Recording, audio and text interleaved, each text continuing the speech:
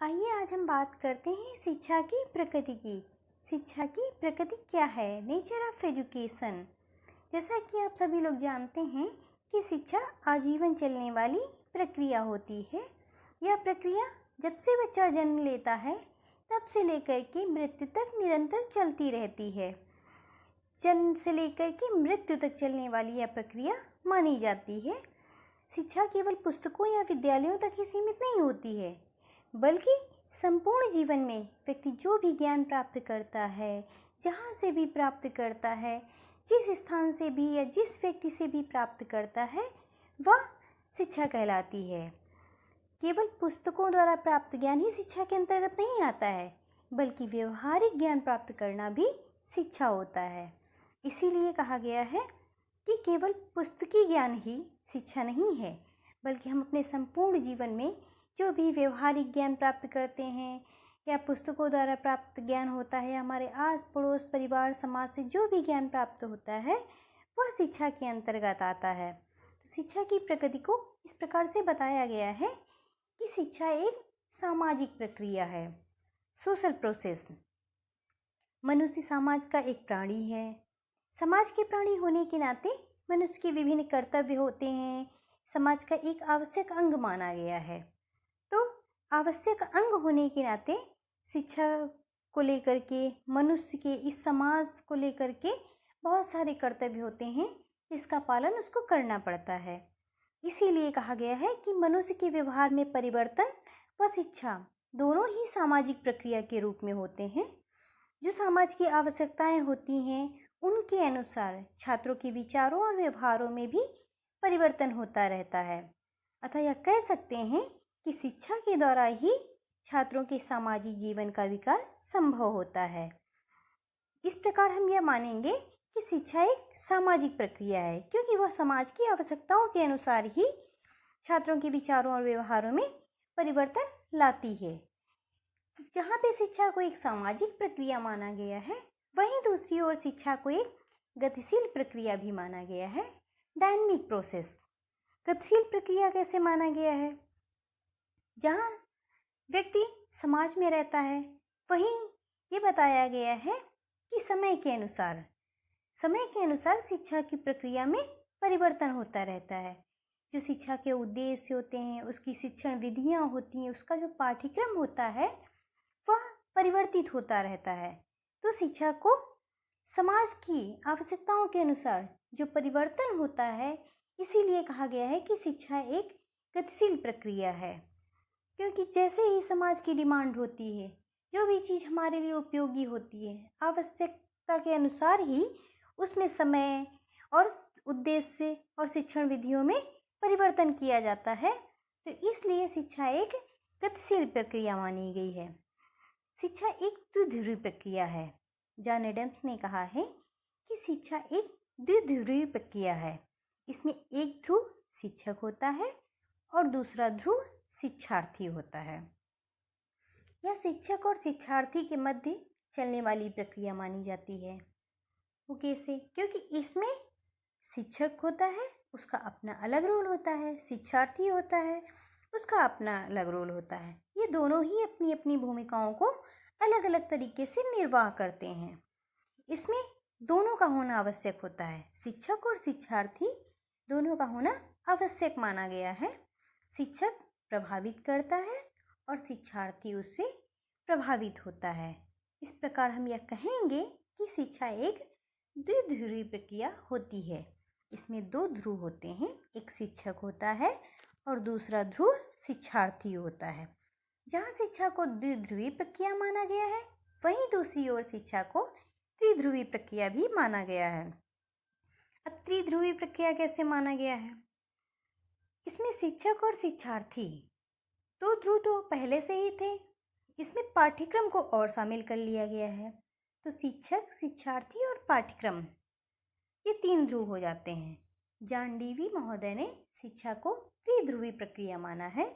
उन्होंने कहा है कि शिक्षक, शिक्षार्थी और पाठ्यक्रम तीनों चीज़ों को शामिल किया गया है और बताया है कि शिक्षक, शिक्षार्थी और पाठ्यक्रम के मध्य चलने वाली जो प्रक्रिया है वह ही त्रिध्रुवीय प्रक्रिया है। अब शिक्षक शिक्षार्थी के मध्य पाठ्यक्रम को इन्होंने क्या माना है? आधार माना है कि शिक्षक और शिक्षार्थी के बीच जो आधार होता है वो पाठ्यक्रम होता है। पाठ्यक्रम के आधार पर ही अंतःक्रिया की प्रक्रिया चलती है। इन तीनों के मध्य चलने वाली जो प्रक्रिया होती है वह त्रिध्रुवी प्रक्रिया होती है। शिक्षक शिक्षार्थी और पाठ्यक्रम के मध्य जो प्रक्रिया चलती है उसको त्रिध्रुवी प्रक्रिया माना गया है। इसमें ये तीनों जो ध्रुव होते हैं ये एक दूसरे को प्रभावित करते रहते हैं। इसीलिए कहा गया है कि शिक्षा एक त्रिध्रुवी प्रक्रिया है। इसके बारे में रायबर्ट महोदय ने कहा है कि शिक्षक शिक्षार्थी और पाठ्यचर्या के मध्य जो प्रक्रिया चल रही है यह एक त्रिध्रुवी प्रक्रिया है। इसमें एक ध्रुव शिक्षक है, दूसरा शिक्षार्थी है और उसका आधार तीसरा ध्रुव पाठ्यक्रम है। तो शिक्षा एक त्रिध्रुवी प्रक्रिया है। अब बात करते हैं कि शिक्षा एक अनवरत प्रक्रिया है। अनवरत प्रक्रिया कैसे है?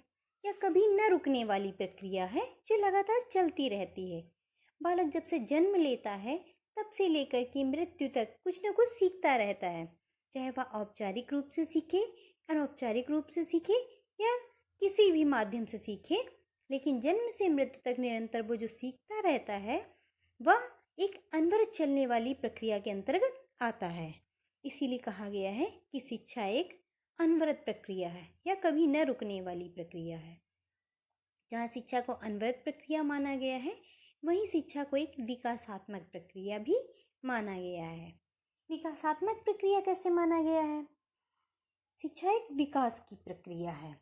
यह विकास औपचारिक हो या अनौपचारिक हो या औपचारिकेतर या निरौपचारिक कहा जा सकता है, कि जिस भी माध्यम से हो, चाहे वह विद्यालय में हो, हमारे परिवार में हो, पड़ोस में हो, समाज में हो या डिस्टेंस एजुकेशन के माध्यम से हो, बालक धीरे धीरे बड़ा होकर के सभ्यता संस्कृति के द्वारा जो विकास करता है तो वह विकासात्मक प्रक्रिया के अंतर्गत आता है कि अपने घर परिवार पड़ोस समाज कहीं से भी जो भी वो विकास करता है, आगे बढ़ता है, उन्नति की ओर जाता है तो वह विकासात्मक प्रक्रिया की ओर आता है, विकासात्मक प्रक्रिया के अंतर्गत माना जाएगा। शिक्षा एक संश्लिष्ट प्रक्रिया है। संश्लिष्ट प्रक्रिया क्या होती है? इसमें जो ज्ञान होता है, ज्ञान जो सीखता है उस ज्ञान को आपस में जोड़ देना ही संश्लिष्ट प्रक्रिया होती है। जो हमारे पास में ज्ञान होता है उसको ज्ञान को आपस में जब हम जोड़ देते हैं तो वह शिक्षा संश्लिष्ट प्रक्रिया कहलाती है। शिक्षा एक गतिशील प्रक्रिया है। हमने आपको बताया कि शिक्षा एक गतिशील प्रक्रिया है, डायनामिक प्रोसेस है। वहीं शिक्षा को एक सोद्देश्यपूर्ण और सचेतन प्रक्रिया भी माना गया है। सोद्देश्यपूर्ण और सचेतन प्रक्रिया कैसे माना गया है? कि शिक्षा जो होती है उसके कुछ उद्देश्य होते हैं और यह किसी उद्देश्य को लेकर के प्राप्त की जाती है। दूसरा, ये जानबूझ करके की जाती है। इसमें शिक्षक शिक्षार्थी जानबूझ करके चेतन मन से कार्य करते हैं। तो यह एक सोद्देश्यपूर्ण और सचेतन प्रक्रिया मानी गई है।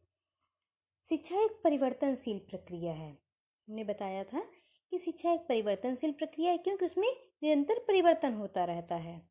शिक्षा को एक मनोवैज्ञानिक प्रक्रिया भी माना गया है और वैज्ञानिक प्रक्रिया भी माना गया है क्योंकि इसमें मनोविज्ञान और विज्ञान दोनों ही तथ्यों का समावेश माना जाता है।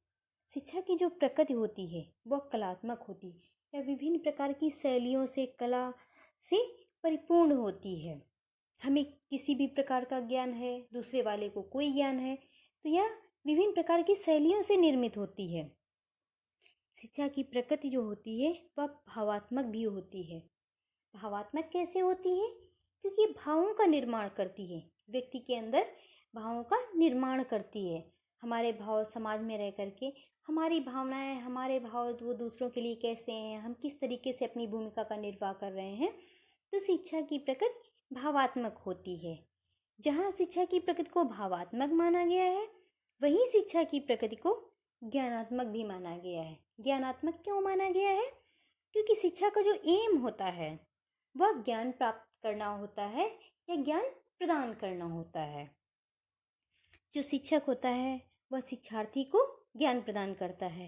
यह ज्ञान प्राप्त करने से हम आशा लें तो जहाँ से भी घर, परिवार, पड़ोस, समाज, विद्यालय जो भी हम ज्ञान प्राप्त करते हैं वह ज्ञानात्मक प्रकृति के अंतर्गत आता है। शिक्षा की प्रकृति को क्रियात्मक भी माना गया है। क्रियात्मक क्यों माना गया है?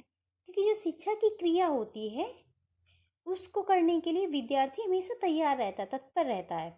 अगर हमको शिक्षा प्राप्त करना है, उसके लिए विद्यालय जाना है, तो हम विद्यालय जाने के लिए मेंटली प्रिपेयर हैं और हमको विद्यालय जाना ही होगा, तभी वहाँ से शिक्षा प्राप्त करते हैं।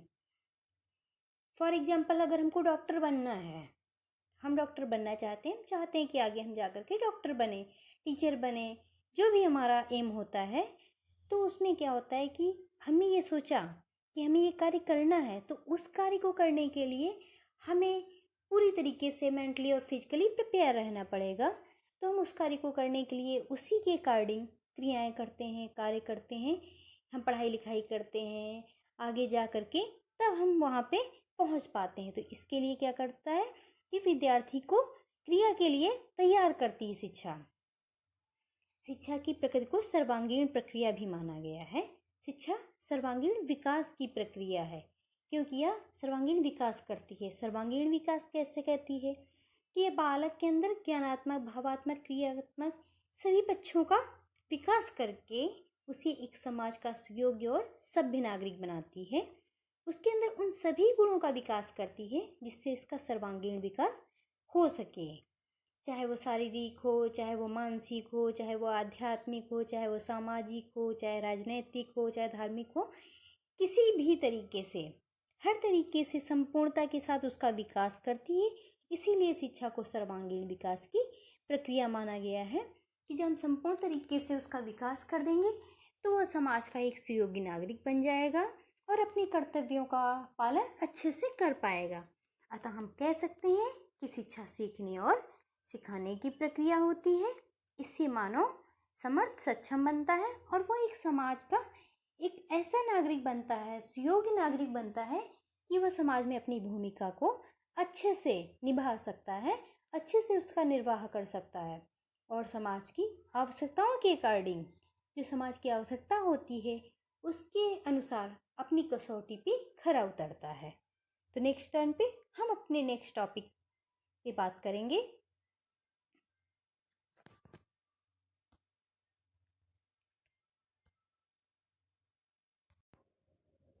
आइए आज हम बात करते हैं शिक्षा की प्रकृति की।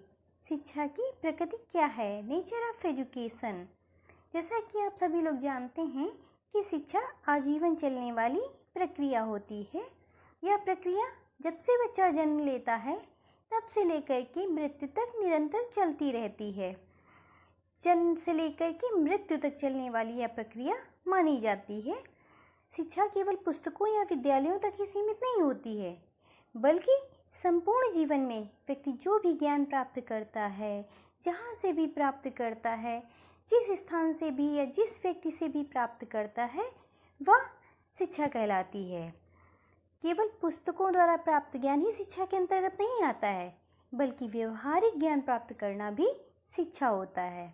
इसीलिए कहा गया है कि केवल पुस्तकी ज्ञान ही शिक्षा नहीं है, बल्कि हम अपने संपूर्ण जीवन में जो भी व्यवहारिक ज्ञान प्राप्त करते हैं या पुस्तकों द्वारा प्राप्त ज्ञान होता है, हमारे